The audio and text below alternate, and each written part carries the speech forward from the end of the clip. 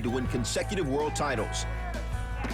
But over the next few seasons, trades and retirements broke up the bad boys, and the team's fortunes turned. They suffered 3 straight losing seasons, and it was clear that Joe wouldn't be winning another NBA championship in Detroit. Still, he remained with the team, staying true to the values he learned long ago. I saw my father drive that truck for 33 years and never complain. That's the truth, and that's not some sap story. I saw him and my mother just hump it every day and never, ever complain. Never. And here I am playing professional basketball game, and now we're in a downward cycle. We're losing some games. And I'm gonna stand up and gripe? I'm gonna stand up and gripe that, well, I wanna go somewhere else.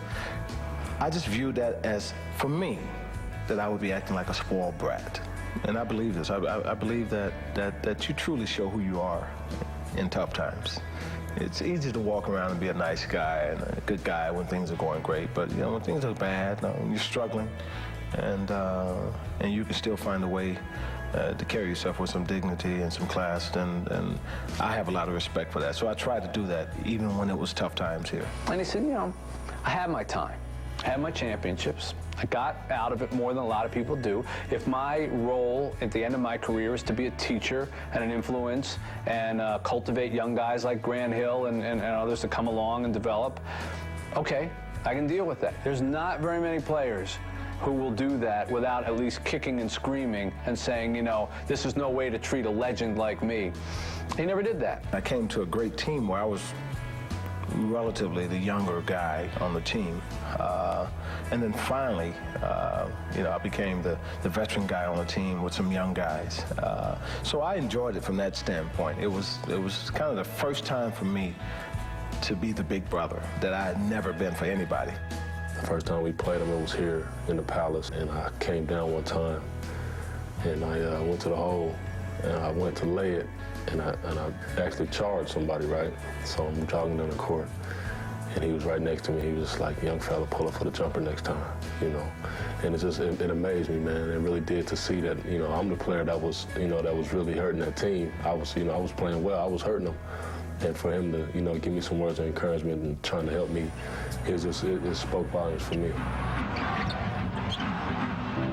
The losses continued, but so did Joe, playing and teaching and reaching milestones. His 1,000th game, his 16,000th point. And then in 1999, after 14 seasons, he knew it was time to stop. It wasn't a difficult decision to retire. It wasn't difficult at all. Matter of fact, I looked forward to it. 14 years is a long time to do this, and I had put a lot of miles on my body, and I had no regrets. We had won, and I had a lot of personal accomplishments and individual accomplishments, and you know, you're world champions and MVP of the finals. There's really nothing to regret. Joe Dumars is coming out. A standing ovation here in Atlanta. What a class act. They don't make him any better than Joe Dumars.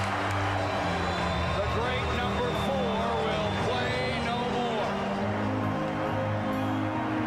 The last game I walked off, kind of one of those eerie feelings like, I'm never going to play basketball again, competitively, you know, again. It's kind of weird. I just walked and sat down on the bench and I sat there and I thought, okay, that's it. I'm done. I'm done. Back in '85, when the commissioner said Detroit, the kid from Natchitoches wasn't sure where it was. Now he belongs to Motown. He lives there with his wife and 2 kids, and he gives there, spreading his goodwill and good work beyond the basketball arena into the community. It shouldn't surprise anybody that Joe Dumars is involved with a lot of charities and things on the outside. He always has had an understanding and a perspective about what's important in life and what isn't. The fact, for example, that he started this tennis tournament for a number of years that ran here for Children's Hospital and raised money there because he had taken one of his children there at one point, and he just looked around and he said, you know, wow, if I'm as scared as I am now with my child here, who ended up being okay, imagine how everybody else feels. And he just said, okay, that's my cause. You know, I just found the cause, boom, and raised umpteen amounts of money for that over the course of the years. I mean, he knows the community. He's not some guy who comes in and goes, well, where can I stick my name on some charity? He knows what Detroit needs help in. I just don't think that you can judge your life's worth on what you did on a basketball court. I mean, if all they can say is, man, he sure shot a pretty three-pointer, or he sure could play basketball, if that's all they can say about you after you've been kind of on the, or in the public's eye for a long time, then that's a sad summary. But if people can say you went on to do bigger and better things, and you set examples for younger guys coming behind you, that's great. You won't find hearts any bigger or better than the one beating within Joe Dumars. The people of Detroit know it. And wherever Joe may go down the road, he will always be a part of the Motor City. On March 10th, 2000, the Pistons made sure of that. I think back to when I first came here. I tell you, it was cold and getting adjusted, and why they draft me here? And I just started thinking, boy, there's a long road here, not knowing how this was going to turn out, not even knowing if they really wanted me or not, to having your number retired here and winning championships here. It's just funny how things work out.